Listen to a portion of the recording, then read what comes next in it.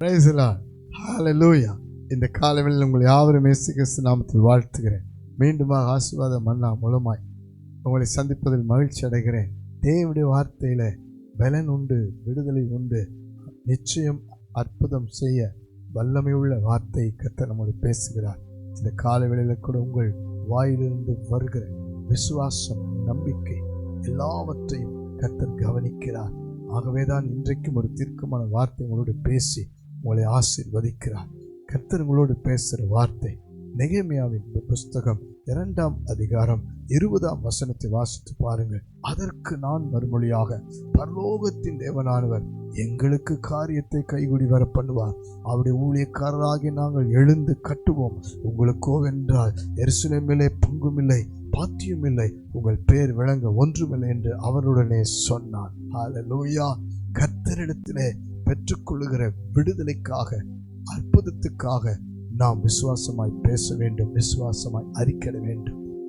நெகேமியாவை கொண்டு கர்த்தர் இடிந்த அலங்கங்களை கட்ட சித்தம் வைத்து வழி நடத்தி கொண்டிருக்கிறார். அந்த ஆரம்ப கட்டத்திலேயே சத்துருக்கள் சூழ்ந்து போராடுகிறார்கள். ஆனாலும் நெகேமியாவுக்குள் இருக்கிற விசுவாசத்தை பாருங்கள்.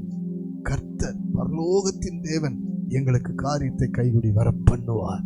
நாங்கள் எழுந்து கட்டுவோம். இன்றைக்கு ஆண்டவர் சொல்லுகிறார், உங்கள் விசுவாச வார்த்தை எப்படிப்பட்டது, உங்களுடைய நம்பிக்கையின் வார்த்தை எப்படிப்பட்டது, உங்களுடைய வியாதியின் மத்தியில, உங்களுடைய பிரச்சனைகள் மத்தியில, வேலை சூழ்நிலை மத்தியில, பிள்ளைகள் காரியங்கள் மத்தியில எப்படி பேசுகிறீர்கள்? ஒருவேளை எப்பேற்பட்ட வியாதியா இருக்கலாம், ஹார்ட் சம்பந்தப்பட்ட, கிட்னி சம்பந்தப்பட்ட எத்தனை வியாதியா இருக்கலாம், எத்தனை கட்டி உள்ள வியாதி இருக்கலாம். ஆனால் விசுவாசமாய் பேசுங்கள், நான் சுகமாக போகிறேன். கர்த்தர் எனக்கு சுகம் கொடுத்து என்னை சாட்சியை நிறுத்த போகிறார். ஹல்லேலூயா. வீடு கட்டுகிற காரியம், வேலை காரியம், பிள்ளைகளுடைய திருமண காரியம், பிள்ளைகளுடைய குழந்தை பாக்கிய காரியம், உங்களுடைய கணவன் இன்னும் ஆண்டவர் ஏற்றுக்கொள்ளாமல் மனம் திரும்பல, உங்கள் வாலிப பிள்ளைகள் மனம் திரும்பல, இன்னும் குடிப்பழக்கம் மாறல, இன்னும் சில பிசாசின் போராட்டங்கள் மாறல. இப்பொழுது சொல்லுங்க, பரலோகத்தின் தேவனானவர் எங்களுக்கு விடுதலை கொடுப்பார், எங்களை ரட்சிப்பார். குடும்பமாய் நாங்கள் ஆராதிப்போம், கர்த்தரை சேவிப்போம். கர்த்தர் எங்களுக்கு அற்புதம் செய்வார். கடன் பிரச்சனையோ, அநேக பண தேவைகளோ, கவலைப்படாதிருங்கள்.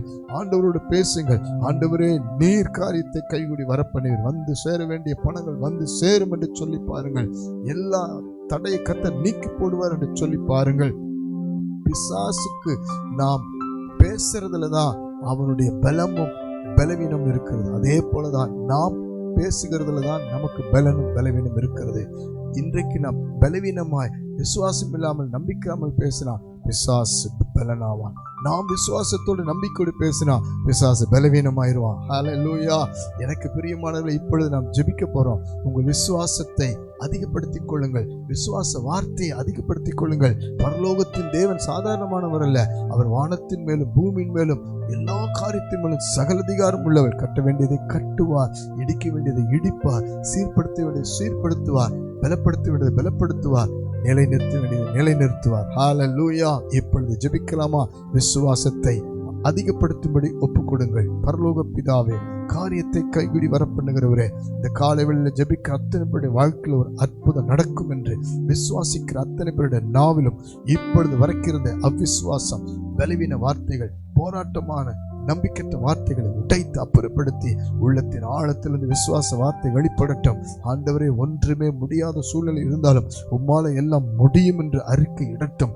மனம் திரும்பாது, ரட்சிக்கப்படவே முடியாது என்று சொல்லத்தக்கதான சூழ்நிலையில் இருக்கிற எல்லா சூழ்நிலைகளை மாற்றி கணவன், பிள்ளைகள், மனைவி, குடும்பம் எல்லாம் முழுமையாய் விடுவிக்கப்பட, ரட்சிக்கப்பட, சமாதானமே வராது என்று சொல்லி பிரிந்திருக்கிறவர்கள் சமாதானம் வரும் என்று சொல்லி தேவ நாமத்தில் இணைந்து ஆளுகை ஆசீர்வாதமாய் இருக்கட்டும். நீர் அவர்களை ஆளுகை செய்யும். வேலை சம்பந்தப்பட்ட, குடும்ப சம்பந்தப்பட்ட, ஆண்டவரை கையின் பிரயாசம் சம்பந்தப்பட்ட, ஆவிக்குரிய வாழ்க்கை சம்பந்தப்பட்ட ஒவ்வொரு காரியத்திலும் நீர் தாமே கைகூடி வரப்பண்ணுகிற ஆசீர்வாதங்கள், மேன்மைகள் பெருகும்படி ஜெபிக்கிறேன். பிசாசுக்கு பங்கும் இல்லை, பாத்தியம் இல்லை.